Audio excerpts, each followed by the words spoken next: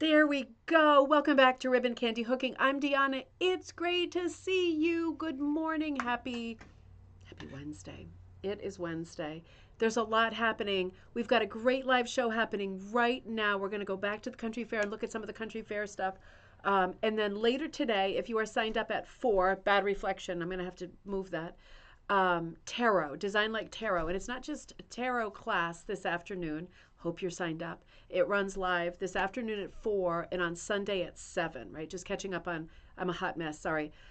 Catching up on deals, catching up on, uh, I am so confused right now. I was just answering about 5 emails at once. Catching up on news, catching up on, let's start again. Welcome back to Ribbon Candy Hooking. I'm Deanna. How's it going? I just got slammed with a lot of crazy messages all at once. Not from customers, just Teddy school stuff and so much stuff happening right now. Design Like Tarot class runs at 4 o'clock this afternoon. I am going to have to really look at what I've got because I accidentally put together an over 90-page presentation. That might be too much. I think it is too much. But there is so much to say because it's such an interesting subject. It's not just tarot cards we're talking about, it's playing cards. Because you probably know that they were the same thing at one point, right? Until the 19th century, tarot cards were playing cards, and it was just a larger deck for different games. So they were not used for divining and fortune telling ever historically until the 19th century when people kind of changed what they were about. So interesting. So it is a design class about cards, and it is a lot of fun. And I've got so much content that my head is spinning.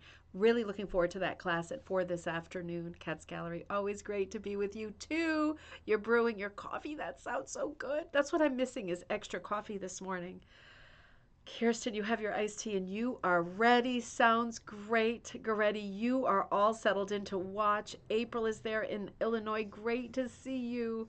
Another iced tea. You all are getting ready to settle back for a little while, and we'll have a nice, quiet episode. It is a cozy, charming kind of an episode. Let me remind you, Friday, I'm not running a Friday show. I'm running a Saturday show at 7 p.m. Eastern Standard Time. It is the Halloween gallery night, so be sure that you are sending me your rug images or your projects that are Halloween, even if they are not brand new. They can be from last year. They could be from any year. They can be from any year. If they're Halloween, I would love to put them into the gallery show for this coming Saturday night at 7 p.m. Eastern Standard Time. That will be our evening show this week. It's just flat out crazy with a party, at Teddy's school. And I honestly didn't realize how hard it's been for him at the new school. So that's one of the themes of this morning is going between teachers and try to figure that out. I didn't realize, I overheard him saying to one of his friends, my son, that he was very lonely. And that made me feel awful. And then when I finally got him to talk about it, apparently it is one of these situations. I mean, no, he's new, but the kids in the class are just very, very loud, and him being autistic, it's very hard on him with concentrating, and he feels like the kids don't like him, and he's at the loser table sitting with one other kid, and this girl who makes vapes out of paper and markers. I mean, it's like the nut house. Should not have changed his situation. So I'm gonna deal with that too. That's another thing that's coming up that is taking a lot of my energy and thought right now. That's a big to be continued because he's my sweetheart. So let's see. So show on Saturday, and then Design Like Tarot repeats live on Sunday night. Then Monday's Halloween. So we're on that landslide. One foot on the new year and the other on a banana peel. It's just where we are in the calendar right now. As soon as we hit Halloween, I'm going to start turning on the Christmas channel, and that's in my head, the time that it's actually okay to do that. And then we're going to be blazing right through. We have a lot happening between now and then. I promise you. My buddy Ann is on morning. It is afternoon. You've been up since 4. Did you do that on purpose? That's fairly early. Were you making like breadcrumbs for the birds or something crazy? Like you weren't doing something crazy like that, were you? I hope that you are able to sleep. That's very early. It's a bit uncivilized, I have to say. I hope you feel all right, my love. And Kirsten says, I'm looking forward to tarot cards this afternoon. Me too.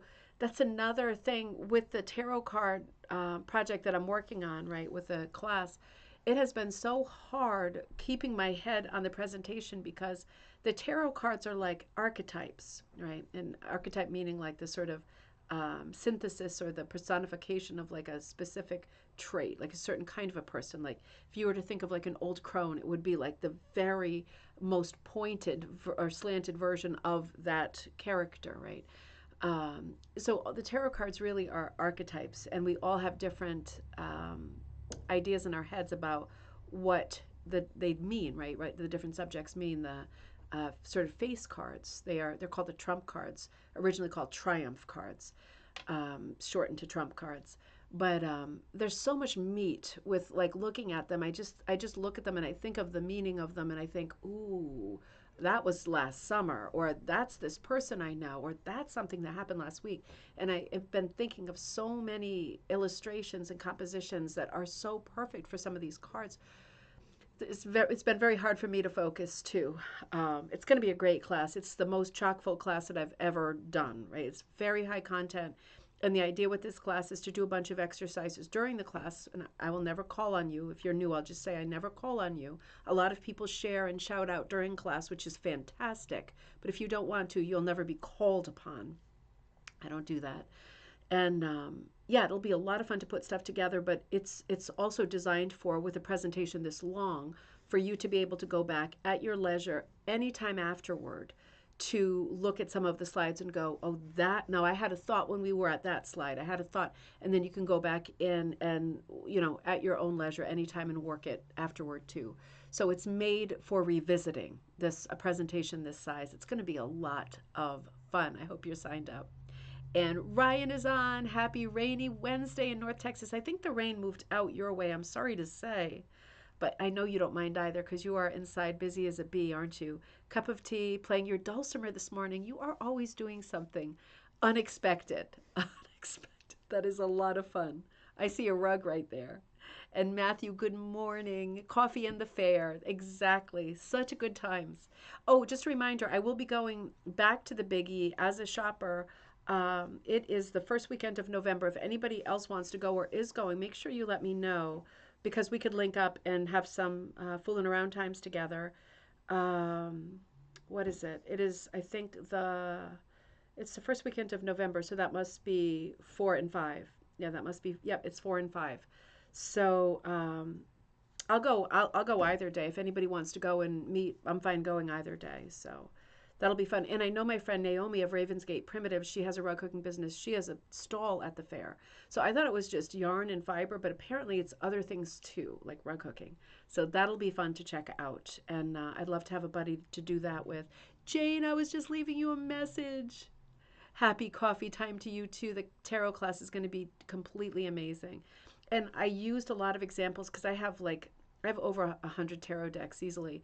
And I completely forgot that I have tarot decks here, like inside my office too. I didn't even touch those. There's like a whole 3-draw thing filled with them. So I'm not even going to go there because we have plenty of content. Something for next time. But man, it's so much fun digging in, I'll tell you. It's like getting into that little seam between the worlds, and it's kind of not new agey, but very introspective content for the tarot class, right? Because you could either go real introspective and think about the content of the class, how it relates to yourself and your own personal storytelling, or you could go completely third party, fourth wall, whimsical, whatever, and do things that are themed, that have nothing to do with you and your life. We all have our boundaries, right? Sometimes coming too close to the boundaries is not something that's welcome. All right, let's see. Anne says, I was carving and decorating a pumpkin earlier this morning for a contest. Oh my God, of course you were. At the library. How fun is that? You are so fun. And Judy says, every archetype could be a whole presentation. They are so rich and diverse. Exactly. Exactly. That's the problem, is when I think about things like the Wheel of Fortune. Wheel up. Or it would be fun to do a card or something with the actual game show Wheel of Fortune. I'm not doing that, but it would be fun if I had unlimited time. And like the Hermit and some of these characters that there's so much, right? There's so much to say. There's so much to tease out. We can at least get a head start between 4 and 6 this afternoon. It's going to be a lot of fun. April says, I can't tell you how much I enjoyed your design like talk to the hookers in Maine. Oh, thank you so much. I can't wait for the book either.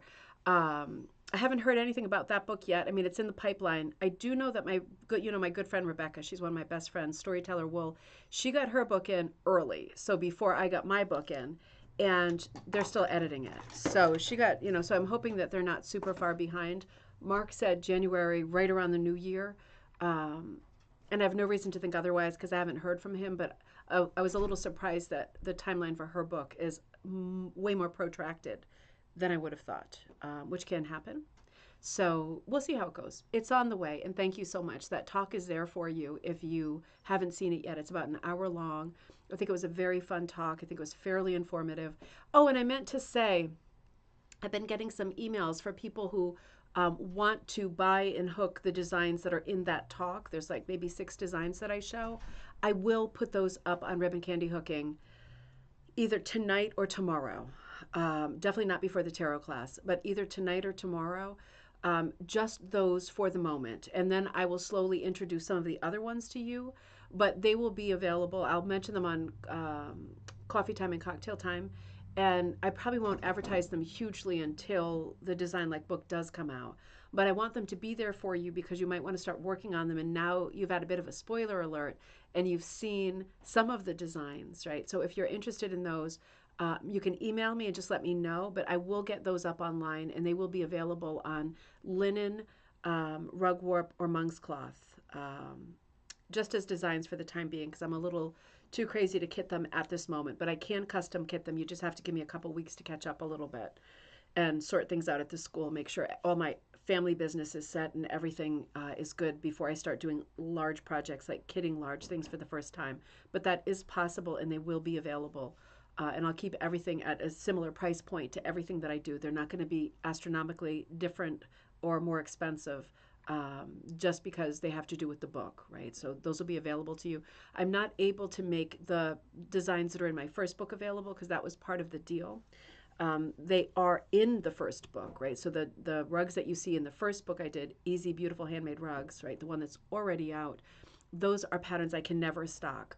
But the Design Like patterns I can stock. So you will see those popping up soon. Can you pre-order the new book? No, I don't think so, Kirsten. I don't think they're there yet. Although I don't know. I have a feeling it could. It's Rug Hooking Magazine, so it's Ampre Press.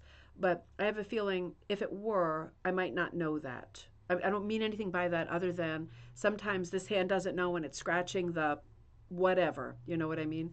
So I'm not sure. But I haven't been told it was available for pre-order yet. And I don't think it is because they haven't run the cover by me yet. And that was the first step for Rebecca. They showed her some covers and she's much more specific about what she likes. She has a real style and I don't.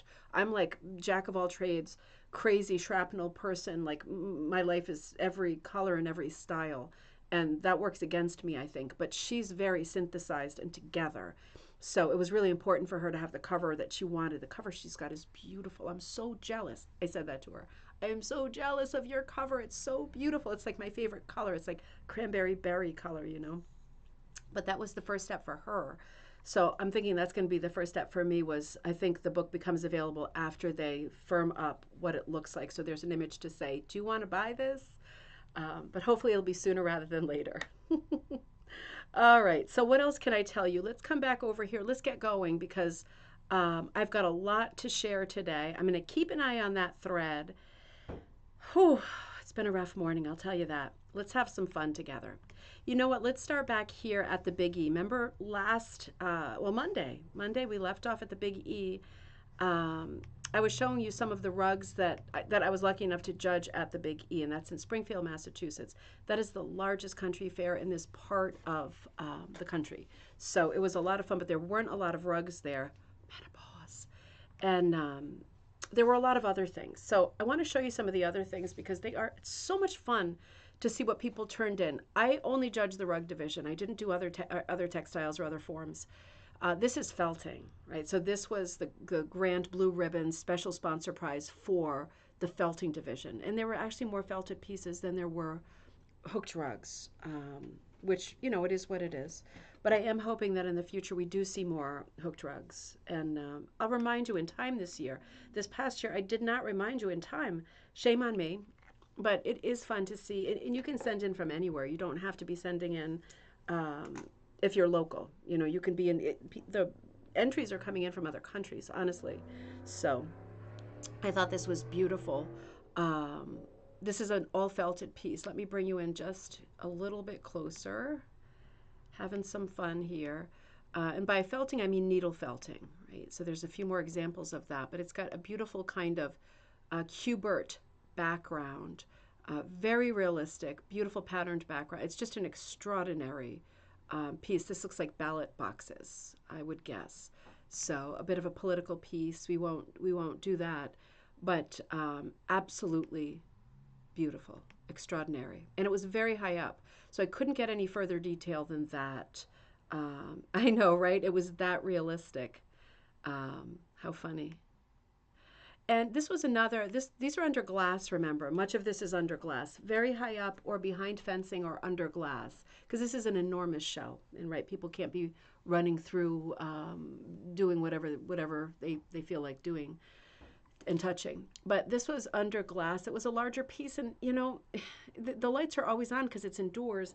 And I could not get a better shot. But man, is this the cutest little fox or what? How cute is this? It was a beautiful framed piece. And if you're not familiar with needle felting, it's using either an individual or like a cluster of needles. The company Clover makes like a cluster tool with many needles on it, and literally adhering the sort of dry fusing the roving, right, to a backing that will accept it, like wool or you know, felt, even well, wool felt, right? It's real thick and will definitely a lot of textiles will receive needle felting, right? So there's lots of backings to choose from. Not a subject for today, but this is, you can see the little dit dots, the little pin pricks of, you know, where the stabbing has been done. This is one of the stabby crafts, like punch needle. Very, very fun, very, very different. And the wispiness, the ears around that little throat, that little tiny mouth, that little tiny cat catching mouth. That's what we worry. I mean, I love foxes, but in our neighborhood, we worry so much about the cats and stuff. They're just out in the street in the daytime, which is never good, but they are such elegant, beautiful little things, aren't they? I think this one actually said, no, it didn't. I thought maybe it said who did it in it. Sometimes the tag is hanging right there. In this case, it was. This is another needle felted piece. So the sheep itself is felted, but and obviously it has a wire infrastructure to it, right? It's got like a skeleton that is wire, I assume. And then the full curls, right? You can get lamb sheep curls, right?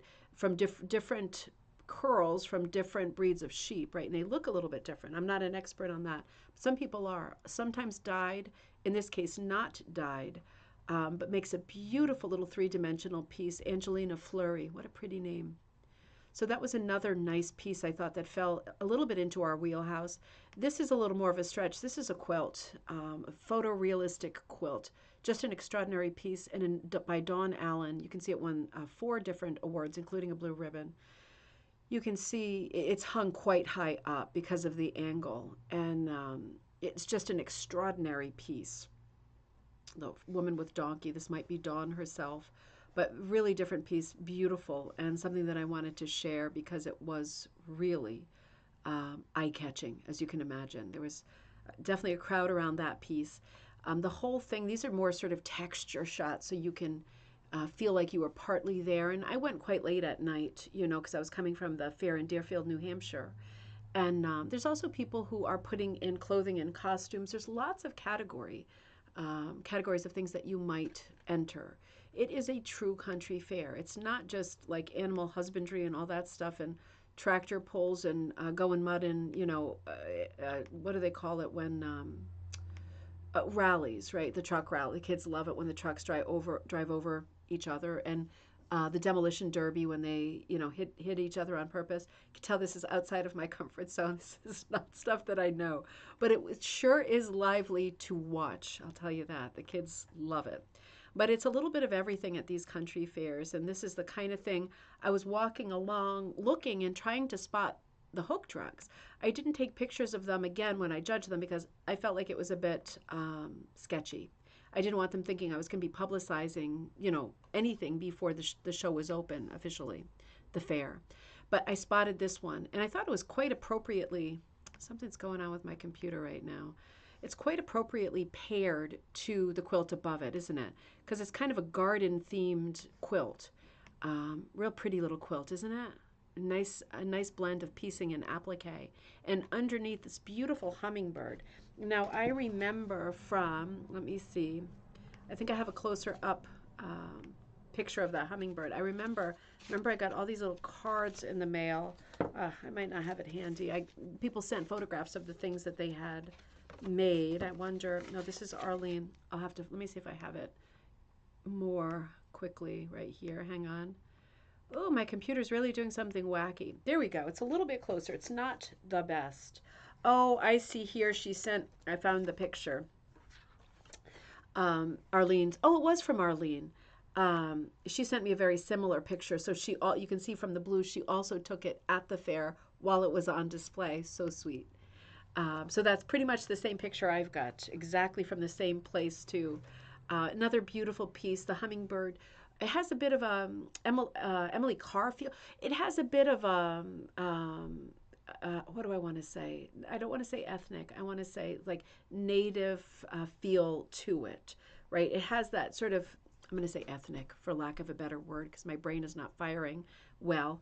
The outlining, it's a little bit like a woodcut. It reminds me a little bit of a Mexican mola. It really has a real specific look to it. And the thing that I really liked about this rug and remarked on the judge's paperwork was that it is I believe it to be a commercial pattern. I don't know, but I believe it to be a commercial pattern, and I feel like it might be a Rittermere pattern. I don't know. If you know, please say. But I feel like just thinking back to their catalog of patterns and the shows that we've done on Rittermere, over the years, it seems like something that they would do. It seems like a good fit. Maybe because it feels like an Emily Carr painting a little bit, or an Emily Carr rug to me, and thus Canadian and Rittermere. But I just feel like I've seen it before, and I just can't put my finger on it. But what I really liked about it, I love the action of the little hummingbird with his little long beak into the center of the flower, right? That's very exciting. The way the other flowers are done in a slightly more not realistic, but they fall into the background, right? A little more easily. That's the star flower, the one that the hummingbird is into. And I just really love how part of this rug feels very, very gentle. All of the pistachio colors and the soft green colors, the very earthy colors.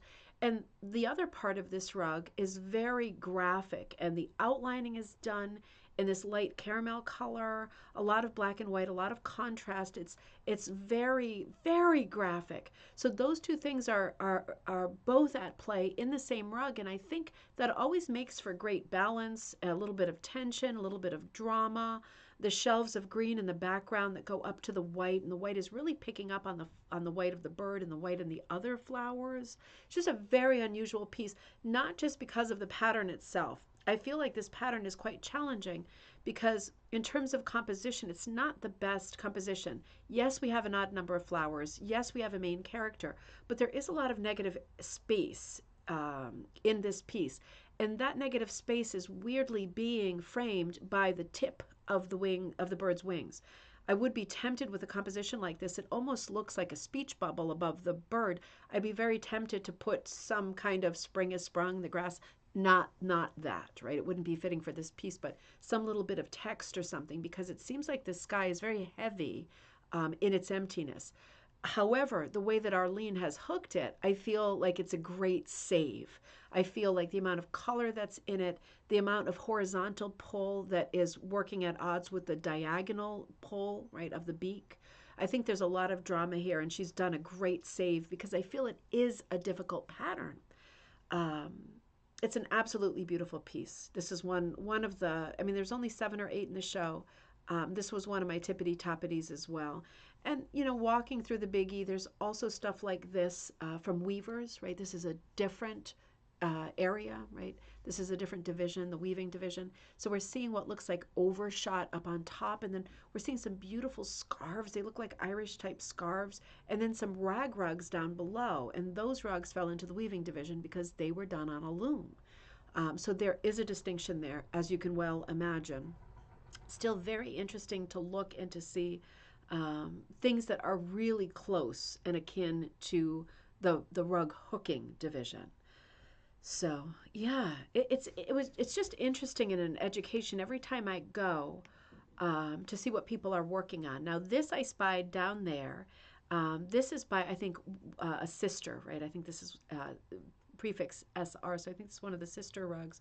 But this is there with a beautiful like pinwheel kind of quilt, a rag rug to the right, a beautiful knitted I think backpack maybe um, on the right, and then this lovely sort of Scandinavian style sweater on the left. And here's this beautiful half moon or demi rug done in cranberry. I remarked on this rug that I thought that the colors were fantastic. It's a very cheerful rug. I tend to not see floral rugs because I see a lot of them, particularly when they're demis. But with this one, it really caught my attention, and it really, it just, it made me feel happy just to glimpse it, right? I saw it on the table and I thought, oh, that's unexpected. That beautiful, rich cranberry color, and then these dancing little bluebells that reminds me of Mary, Mary, quite contrary. Beautiful fat pink flowers, yellow flowers. The color planning in this piece is absolutely exquisite. It is the height of drama. Sorry. Really pretty. I'm just ferreting around for a cough drop. I didn't know that I needed one, so I don't have one handy. Let me open some of my magic drawers. That didn't sound right, but yeah, I'm all right. I'm going to make it. Really pretty piece. Let me see if I can stretch it out a little bit, because again, this piece was behind a fence for me. Sister Mary Faulkner, something like that. Really pretty, very good use of time, busy hands, right? And even the shading of the leaves and things was just really well done. I love the way that she picked out color. I love that it's not over realistic, right? Because it's a very graphic piece. One of the things about realism in floral rugs for me that always strikes me as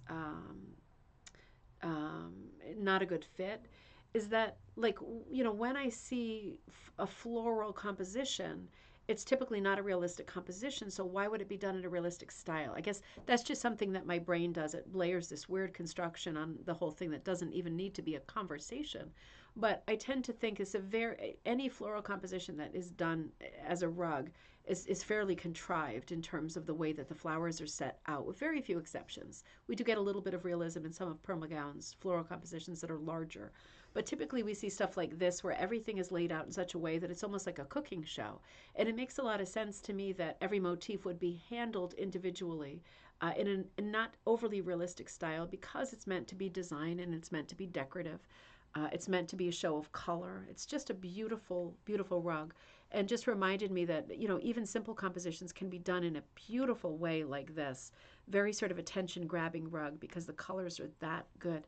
There's stuff like this at the Big E too. People send in their wool that they've spun, and this is again a category that doesn't fall under my division, but it was very interesting to look at. And I'm guessing that some of these people might be there that first weekend of November for the Fiber Festival, right, at the Big E in Springfield, Massachusetts. And it'll be fun to see the yarn that turns up for that. I'm really looking forward to it because that yarn will be for sale.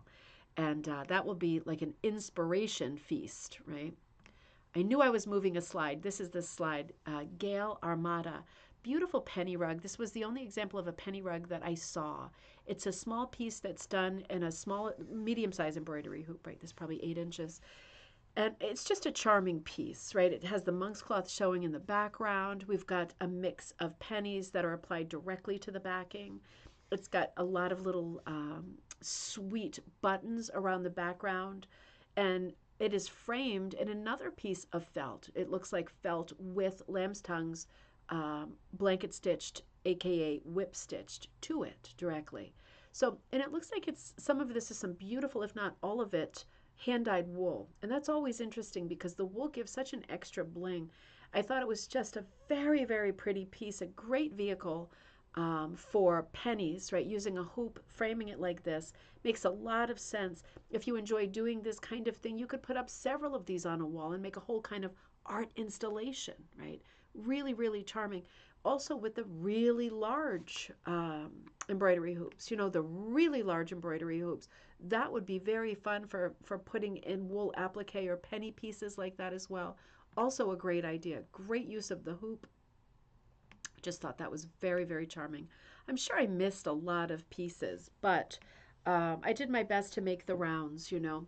And because earlier in the day I was at the Deerfield Fair in Deerfield, New Hampshire, which was about 3+ hours away, and I think anyway, it was a ways away, so I got to the biggie late, and we haven't finished looking at the amazing rugs that I photographed at the Deerfield Fair, and this is one of them. And remember, at the Deerfield Fair, we saw all the rugs together because there were dozens and dozens of rugs present, including that No Orange Pumpkin Challenge set, right? That we will see in the December, January version of Atha magazine. So I'm coming back to some of the actual hooked pieces that we did not see from the Deerfield Fair. And I just want to remind you that they are not attributed by name. So I'm not omitting the maker's name, the designer's name. They are not present at this show. So we are here to look at them and admire them. This is all the work of the New Hampshire Guild that is called White Mountain Woolen Magic, right? So we know that it's one of the very talented people in that guild. This is a lovely seasonal piece. Maybe I should have saved this for gallery night. This is so pretty. We are seeing, as we've seen in some of the other slides from this guild, a great use and understanding within the members of this guild of breaking up the different. Now, come on, am I going to forget this word again? I'm talking about the compartments of the pumpkin. Gosh, I forgot again.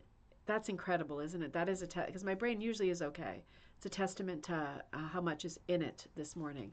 I'll come back to it. I feel like it begins with an R. It's not there, but beautiful use breakdown of the pumpkins. The one on the right is done in a more realistic way with lots of color change and patterned wools. And the one on the left is broken up by compartment, and we're seeing different fills in different compartments. I think this is just really smart. Has such a dark navy background, it almost looks velvety. I can't get a feel for the texture of it, whether it's hooked in, it looks almost like chenille yarn or velvet yarn, right?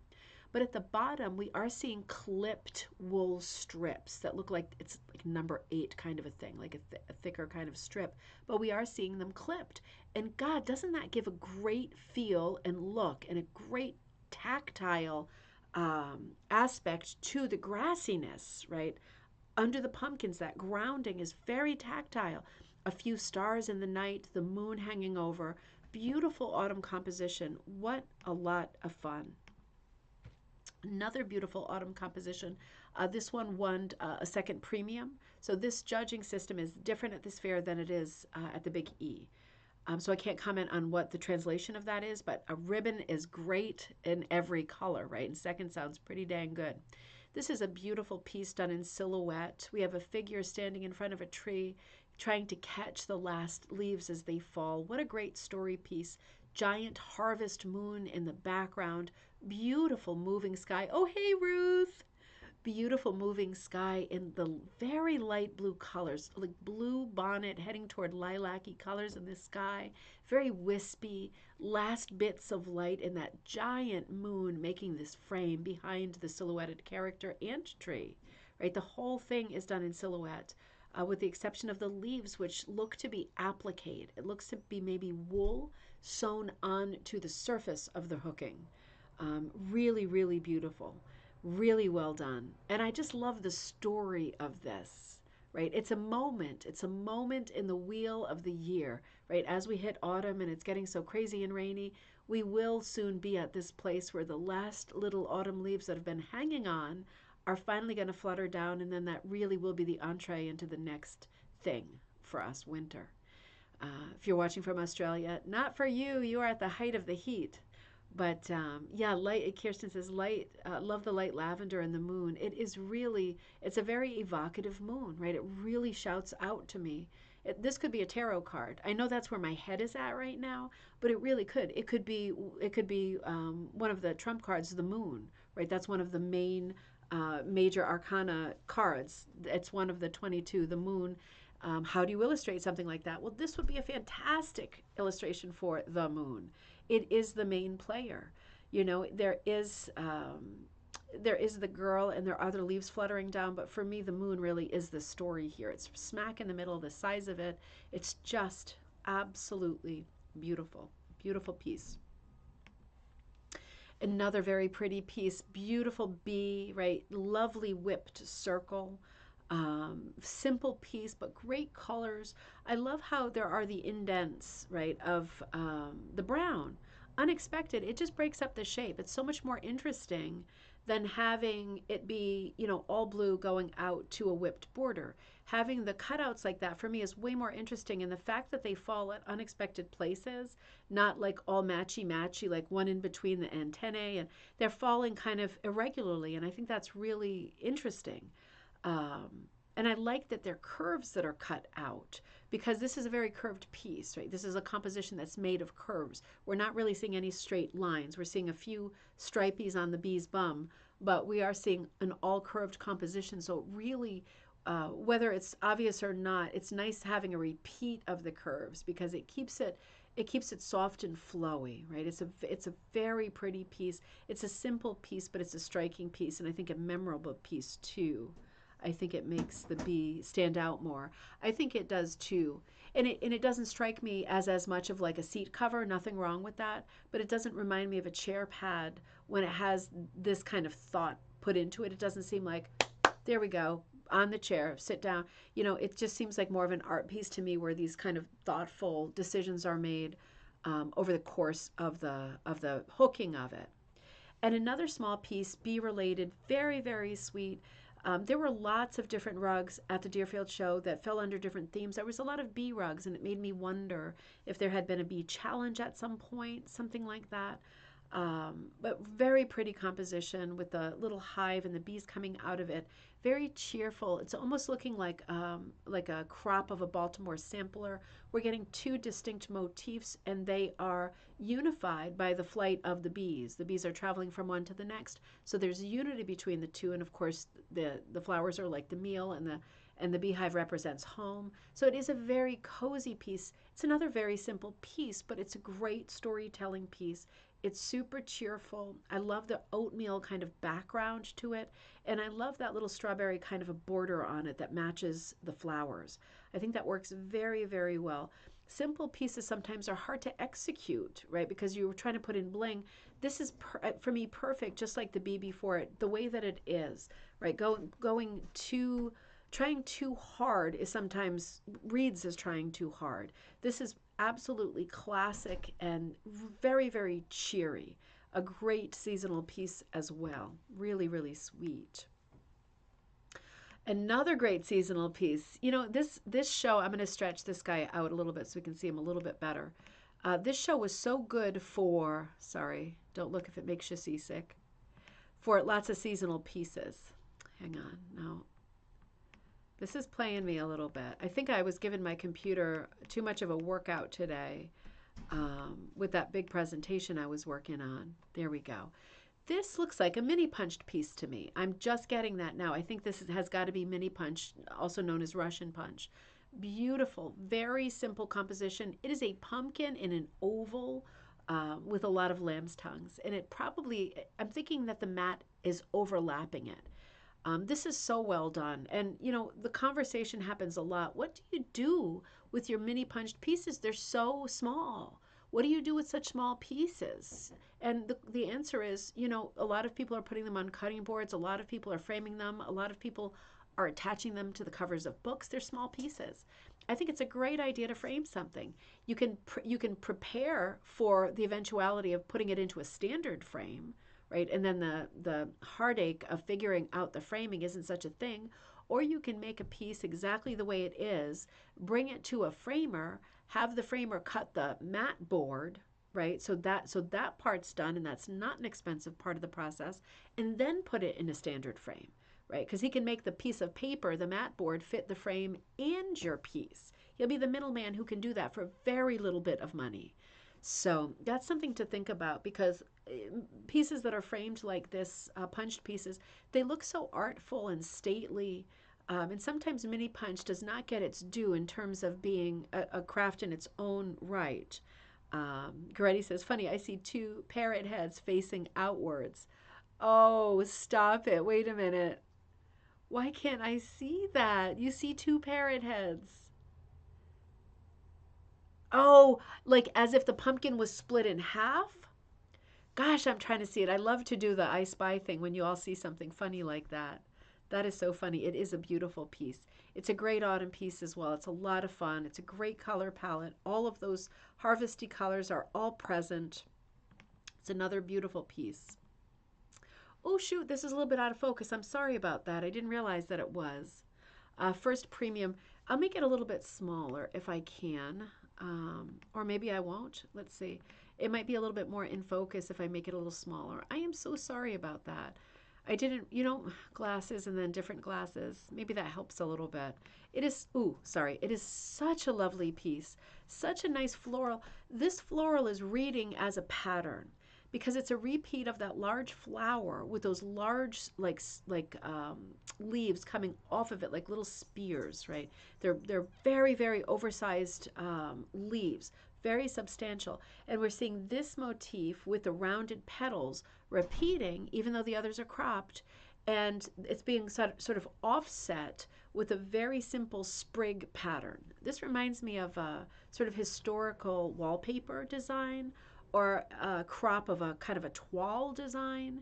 It's very, very pretty, but the presence of more of the same flower and more of the same leaf does bring us to this place where we feel like we're looking at a pattern, even if it's not the full repeat, right? Because if you were to place this next to itself, the same image, it would not match up. So it's not the full repeat, but you do get the idea that it's a pattern and not a figural piece, right? We're not looking at one flower, we're looking at a scattering of flowers. That are being, again, interrupted by the sprigs, which are much, much more filigree and fine and dainty, in contrast to the large shape, the heavy shape of the flowers and the heavy leaves, right? So this kind of balance is very exciting. It's a very pretty piece with a lot of energy and movement to it. Love the colors, love the light background. I love that the little sprigs are done in a kind of Delft blue, right? Very understated, very gentle composition. And it looks like there is either, I think there's a hooked border in dark brown and then the whipped border in that dusty rose color, unless it's two whipped borders, but I think it's one hooked, one whipped. Beautifully done, and the border certainly adds to the lushness of that central flower. I don't always like whipping. On this piece, I really like whipping because that central flower has a lot of color change in it. It's not a solid pink, right? It's many, many colors. It's a mottled pink. More of a rose than a pink, more of like a Cushing wood rose, that kind of thing. And the border is done, whether it's done in yarn, because it's out of focus, it's going to be hard to tell. Whether it's done in yarn or wool strips, it's very similar color, if not the same. And in this case, for me, the lushness of that border and the lushness of that central flower are really, really strong and unified together. It makes a beautiful composition. I think it's a huge success. A lovely smaller piece. This is another gorgeous piece. Just making sure I can't see attribution. This is a figural piece. This is a storytelling piece. It looks like a father and son taking a hike through the woods with having picked up a stick. Nice clear path through the woods, whether that's a metaphor or not. Beautiful lush greenery on both sides, and a lovely light ahead, a lovely warm light ahead.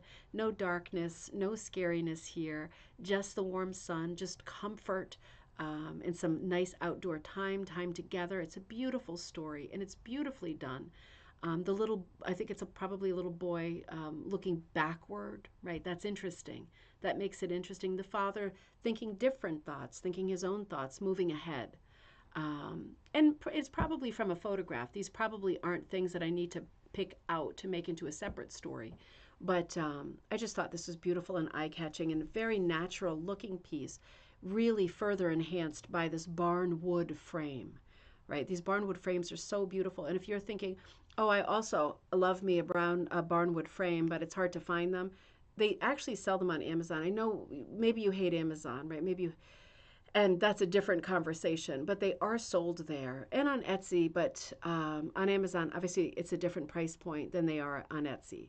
So if you're thinking, oh, I have a piece that would really benefit from this kind of a frame, that is a place that you could look. Also, TJ Maxx, Marshalls, Home Goods, right? These barnwood frames do pop up in those places, but they are desirable. And if you find them in a gallery, they are very expensive. They are prohibitively expensive. So sometimes it's nice to find them in other places. Maybe there's someone handy in your life who can make one for you. Sometimes it's possible to find these kinds of barnwood frames, whether it's real wood or not, in vintage stores, because a lot of 70s pieces were framed in this kind of a way.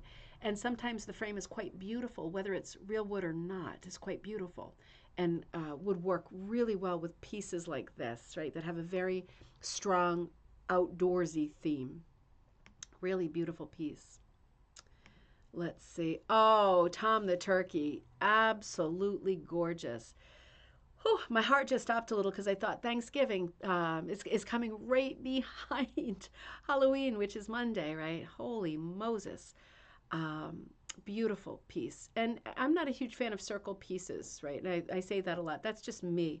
But I really like this piece. It's a great standalone piece. It's like a serious portrait of this turkey. And in that way, it has both beauty, it has sort of holiday festivity associated with it.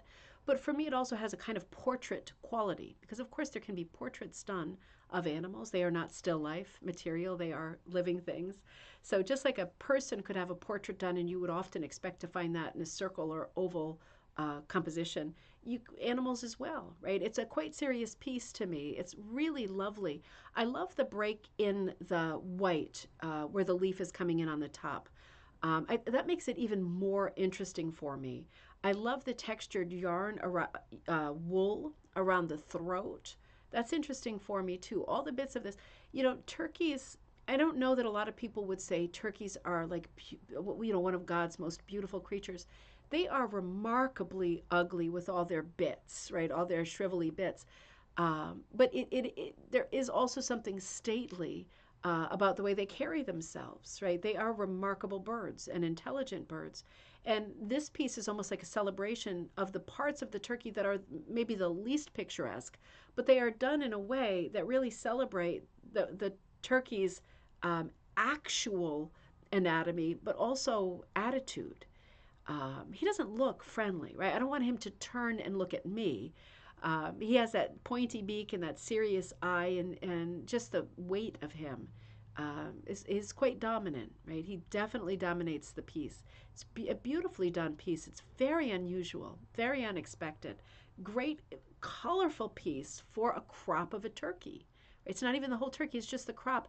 Very unexpected composition and really beautifully done coloring. Beautifully done gray tone, too. I don't want to move on without having said that.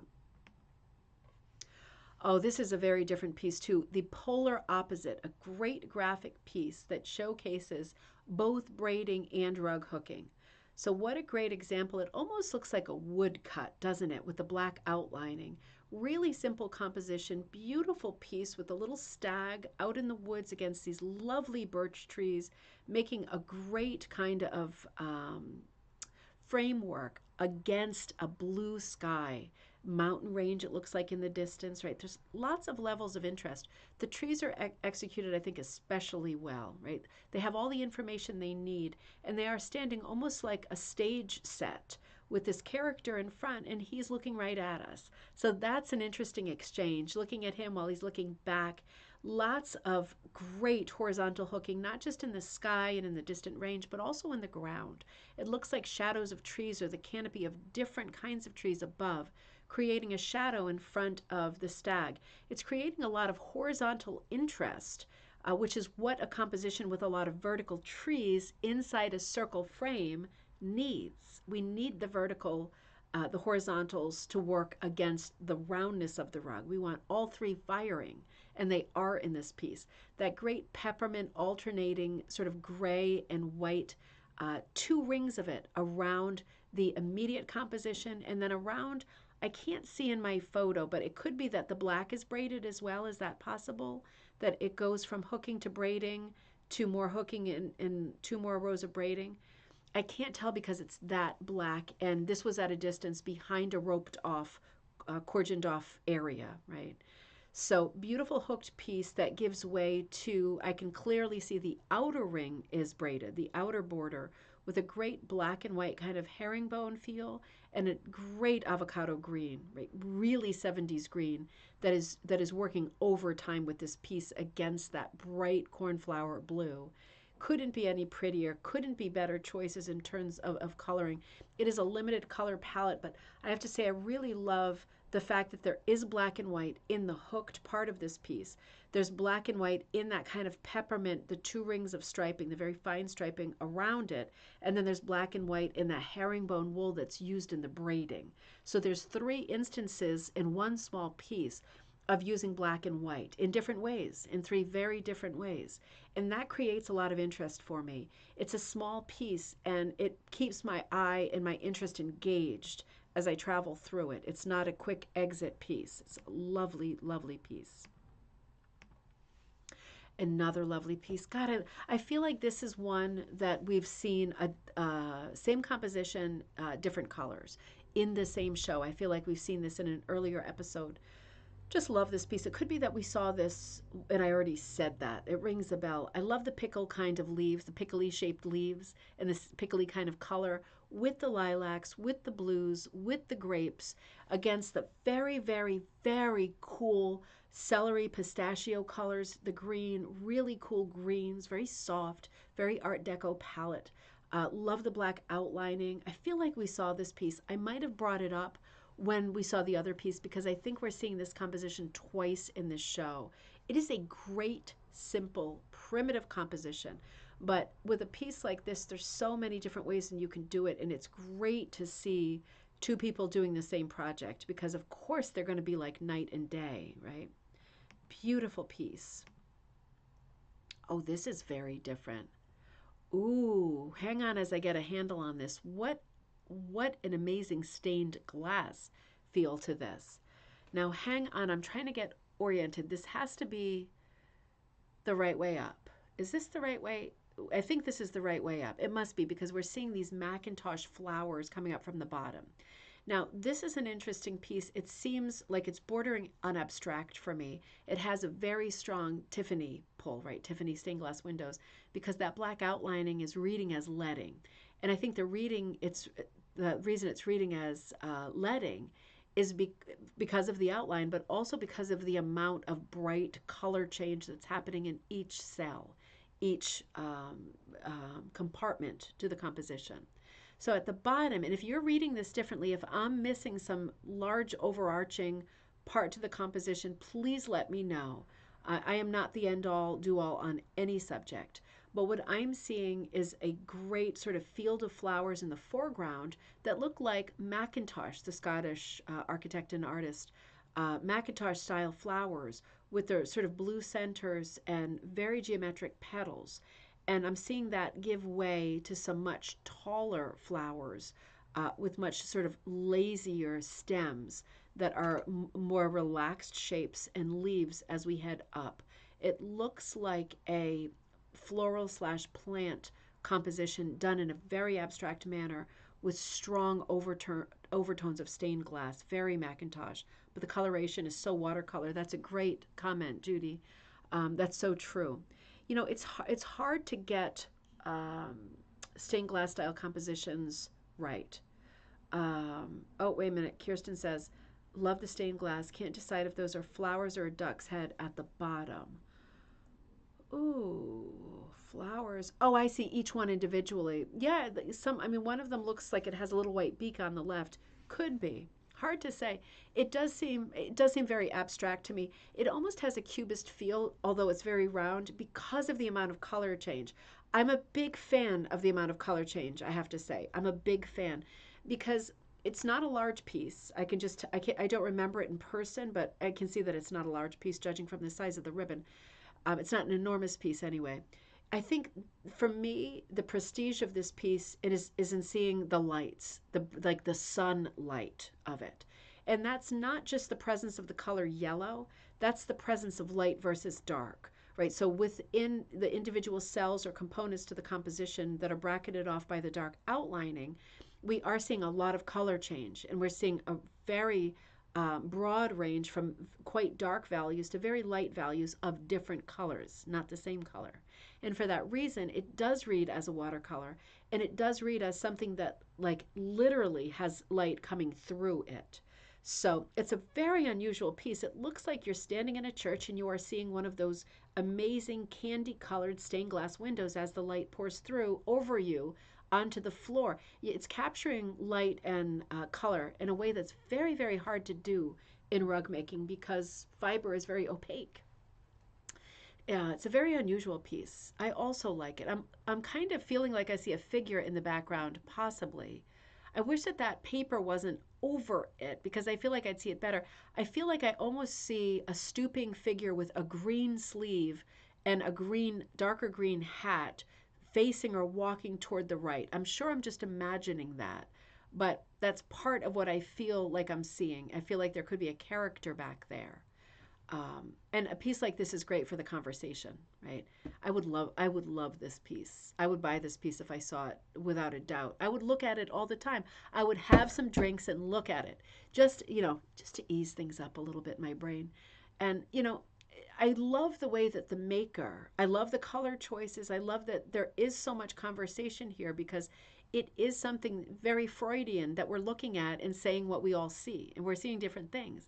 I love the way that the maker executed it, and whatever the chronology was, thought there is a lot of color in this, but I'm going to keep going, and filled the border with another multicolor segment, right? The whole border, the squared border, the frame is also done in multicolors.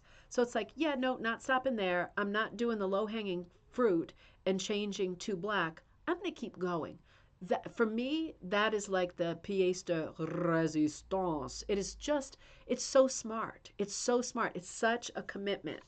Um, it's a great piece. I love this piece. Kim says the burgundy is a tad overwhelming. However, it steadies the movement of the rest. It is. It's eye-catching.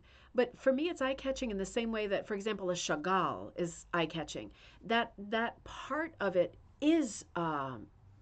does drag your eye to it because of the darkness of it. It does have extra weight. But I think it does. I agree with you. I think it does steady it and it gives balance. I think the right place for that is on the top left, because our eye is naturally going to move down into the right. So we are being pinned up in the most logical spot by that. But I really do like that.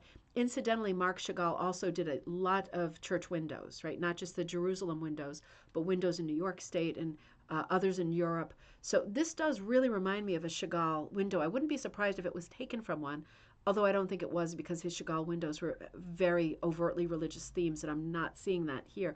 This for me could be like the tarot card that's called the Hermit. This could easily be that, because I do see a hidden figure moving alone through this. Maybe that's what I want to see. Maybe my brain is superimposing that, but that's the fun of art, isn't it? Right? That's the whole point. Oh, it's 1 o'clock. And I do have more slides. Let me see how many more. Oh, yeah. It's a lot. It's a lot more. I really loved that piece. Gosh, I loved that piece. My brain is going to be thinking about that a little bit now. It's just so interesting to find pieces that fuse styles. We were saying Tiffany, we were saying Macintosh. I said Chagall. We were saying stained glass. We saw flowers. We saw birds, characters, duck. That's a successful piece when it breeds that much conversation and that variety of conversation. Super interesting. I am a hot mess. But I'm going to hit it fairly on time. We usually end at 1. Because I want to work a little more on the tarot class just to be sure I am completely ready. In my mind, I need to be a bit calmer, and I want to be sure the presentation is very contained and rigid in a weird way, right? Because we have potential to fly off in a million different directions, and we will. But I guess it's my job hosting it and writing the program for it, to keep us on the path, so that when you all come off the path, which you inevitably will, I can pull you back to it and we can keep going. because it is a large presentation and it will be a lot of fun. I hope that you are signed up for a design like the tarot, and it does include traditional playing cards as well, not just tarot cards. So that's a lot of fun. That's happening at 4 this afternoon, and it will repeat live on Sunday. And if you are not able to attend either of those times, it is recorded. So you have all the same stuff as you would if you were interacting with me live. And I know interacting live is not for everybody, and I know not everybody can make it. So I appreciate all the people who have signed up. And if it's something that's interesting to you, make sure you sign up, because you haven't missed it yet. And you have the opportunity to be live if you want to chime in with your ideas, with your interpretations, like we do on our show, but actually in person.